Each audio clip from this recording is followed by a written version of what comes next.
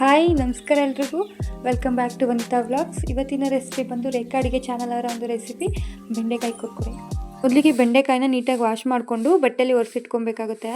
ಆಮೇಲೆ ಕಟ್ ಮಾಡಬೇಕಾದ್ರೆ ಒಳಗಡೆದೆಲ್ಲ ತೆಗಿಬೇಕು, ಇಲ್ಲ ಅಂದರೆ ಅದು ಸ್ವಲ್ಪ ಅಂಟು ಥರ ಆಗೋಗುತ್ತೆ.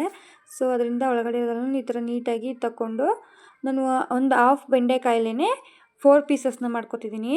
ಔಟ್ಸೈಡು ಅದು ಇದು ಅಂತೆಲ್ಲ ತಿನ್ನೋದಕ್ಕಿಂತ ಮನೇಲೇ ಈ ಥರ ಹೆಲ್ದಿಯಾಗಿ ಮಾಡ್ಕೊಂಡು ತಿಂದರೆ ತುಂಬಾ ಒಳ್ಳೆಯದು. ಮಕ್ಳಿಗೂ ಈ ಥರ ಕ್ರಿಯೇಟಿವ್ ಆಗಿ ಏನಾದ್ರು ಮಾಡಿಕೊಟ್ರೆ ಅವರು ತುಂಬ ಇಷ್ಟಪಟ್ಕೊಂಡು ತಿಂತಾರೆ. ಈವ್ನಿಂಗ್ ಸ್ನ್ಯಾಕ್ಸ್ಗೆಲ್ಲ ತುಂಬಾ ಚೆನ್ನಾಗಿರುತ್ತೆ. ಸೊ ನಾನು ಇಲ್ಲೊಂದಷ್ಟು ಪೀಸಸ್ನ ಕಟ್ ಮಾಡಿ ಇಟ್ಕೊಂಡಿದ್ದೀನಿ. ಅದಕ್ಕೆ ಇವಾಗ 1 tea spoon chilli powder, 1 tea spoon jeera powder and 4 table ಸ್ಪೂನಷ್ಟು ಕಡಲೆ ಹಿಟ್ಟು ಆ್ಯಂಡ್ 2 ಟೇಬಲ್ ಸ್ಪೂನಷ್ಟು ಕಾರ್ನ್ಫ್ಲವರ್ನ ಆ್ಯಡ್ ಮಾಡ್ತಾಯಿದ್ದೀನಿ. ರುಚಿಗೆ ತಕ್ಕಷ್ಟು ಉಪ್ಪು ಮತ್ತು ಒಂದು ಅರ್ಧ ನಿಂಬೆ ರಸನ ಆ್ಯಡ್ ಮಾಡ್ಕೊತಾ ಇದ್ದೀನಿ.